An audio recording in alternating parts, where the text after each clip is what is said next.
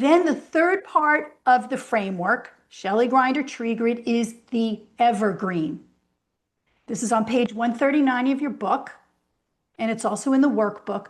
But the Evergreen, right, is where you notice how the tree grid is on top of the tree. So the Evergreen, you have your big idea at the bottom. You have your call to action at the top. So the bottom is the start of your speech. Those two things, the call to action and your big idea, connect. Your supporting content are those pieces in between, the BC, supporting content and why it's valuable, that support this idea so the tree stands tall. Now, your big idea and your call to action really don't change until you finesse them more and more to get crystal clear about it. And you can replay those through the grinder till you really get to the essence of it. And once you get it, you're sure about it. You know where to go. You know where the speech is going. You know what the point is. Chances are your audience is going to feel that and engage on that. And BC is what you would, for example, write them down on either little pieces of paper or Post-its. And how it looks is like this. You have the Post-its with all of your stories, your data points, your examples. And you can put them on different places of the tree. So if the beginning of the talk is down here, maybe there's one example you're going to start with. Maybe you move into a data point because that's the next point of your talk. The key is all of these stories, all of the data points, all of your content is interconnected to your big idea and your call to action. Now, you can very easily rearrange these. Maybe you feel the story is what you want to start with and then go into a data point. You have the freedom with the Post-its or the pieces of paper to move them around, rearrange them for shorter talks, longer talks. If it's not essential, well, maybe that second data point really doesn't fit with my talk. Like a broken branch on a tree, remove it. It's not going to help you convey your clear message. You can go, if you find you're short of ideas, go back to the tree grid, add more examples, and then go through the grinder to clarify those points. You're not spending hours rewriting entire scripts. You're getting to the essence of what you need to say in minutes. Now, I had this example.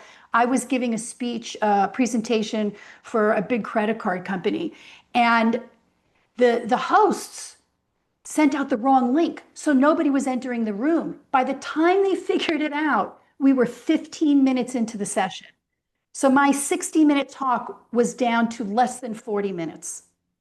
Well, while they were figuring it out, I went right to my Evergreen. I moved some things around. I took key things out. But because all of my stories, all of my examples connected to the main theme, I was able to give the presentation, stay on point, and in minutes present as if it was always meant to be 40 minutes.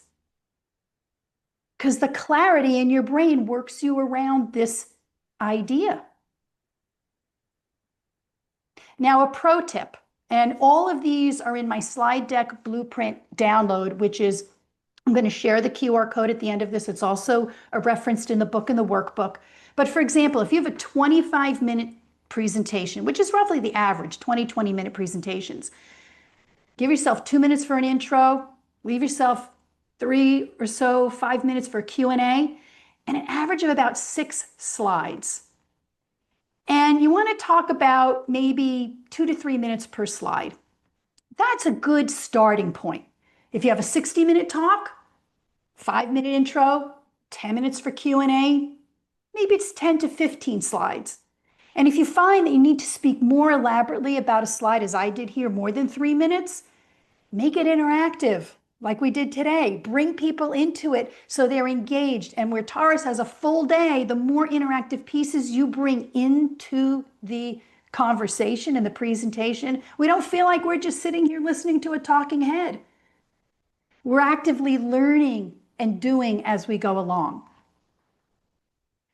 Another key tip, and again, this is all in the workbook. If you have a 25-minute speech, and you're going to love this, Practice for 20 minutes. Go through the tree grid, go through the evergreen for 20 minutes. If it fits in 20 minutes, you're gold. You know why?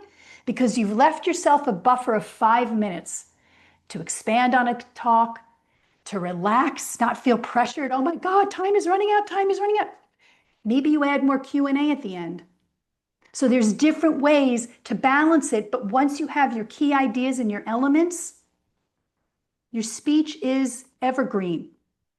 You could see the forest for the trees. Great news, the conversation continues. When you subscribe, like, and ring the bell, you'll know when a new episode has released. As always, speak remarkably.